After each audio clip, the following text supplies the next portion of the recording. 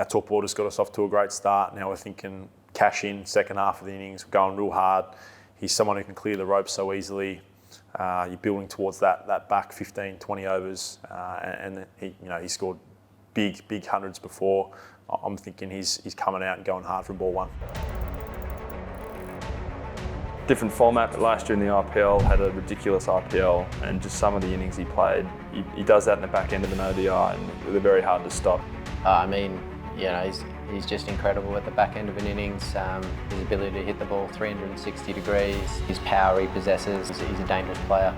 His ability to manipulate the field, play his lap, get the field into the position that he wants before he takes more risk, I think is quite obvious. Destructive batter, obviously 360 play. You just feel like you haven't got enough fielders for a bloke like him. He just scores everywhere, and the boundaries in India aren't big enough for him.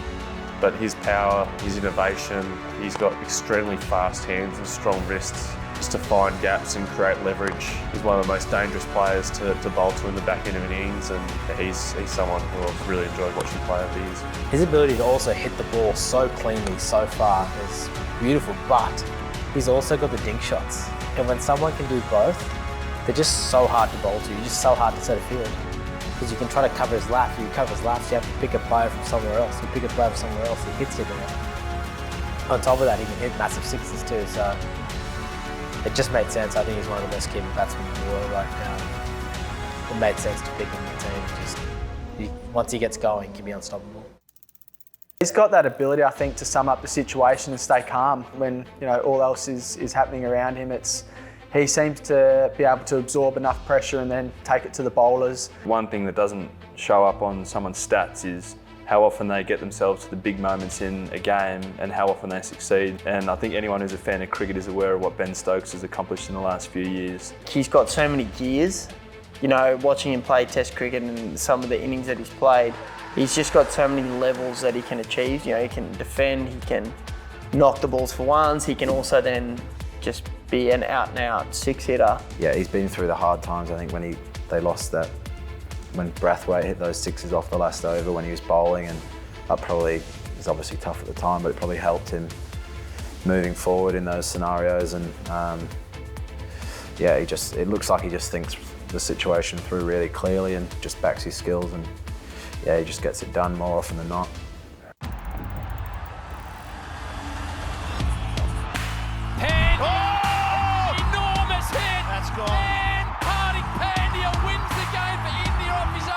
He can hit the ball as far as anyone in the world from any place on the crease. He's one of the best power hitters in the world, but now he's a fully fledged batsman. His game's just very all-rounded. I think he can score anywhere. He's a big hitter down the ground from a missed Yorker, or if you bounce him as well, he can take it on. I love Hardik Pandya just because the way he bats, someone at 6 like him coming in, his bat swing is so beautiful to watch. I don't think people don't understand how easy he makes hitting sixes look. Ability to bowl fast and bowl in any circumstance, and his ability to bat the way he does, either finish off a game or save a game when it's needed. If a spinner's on, he'll look to take him down throughout those middle overs. He can play at the back end if the top order do their job as well. I think he's a very smart cricketer, and we see him take some very big wickets over the years. He's got such long levers. And you get a slower ball, which can be quite hard to muscle. He just got his long levers and he just swings through and hits them, and they just stay hit. It's beautiful to watch.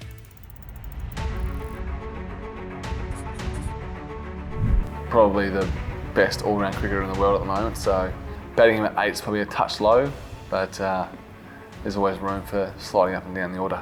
In my team, he's going to be fielding on the boundary because he's so quick across the ground. People don't like to run on him because his throws are like rockets and they're always on the money. So he's probably, for me, he's fielding, if I'm the captain, he's fielding square of the wicket, he's patrolling that, he's quick to the ball. So he's our number one in the field. Often you get a fielder who's great in the ring and not so good outside, and vice versa, but I think him all over the park is an unbelievable fielder. For the first, say, 20 or 30 overs, he can be in and around the circle, and then I think at the end, to cut the twos, he can be out in the boundary. So again, ticks every box. I think if it's not Maxi, it's Jadhav. I think it's Jadhav. Jadhav's the best fielder, in my opinion, in the world. He's unbelievable how quickly he gets to the ball. Maxi's probably going to hate me saying that. If he is better than Maxi, it's not by much. He's unbelievable to the ball. He ran me out once in an ODI where I just thought, easy single. And he just came out of nowhere and just like plucked this ball up and threw this. He hits the stumps. I don't know what the stats are, but I feel like this guy just hit the stumps more than any other cricketer in the world. His stump hitting is unbelievable.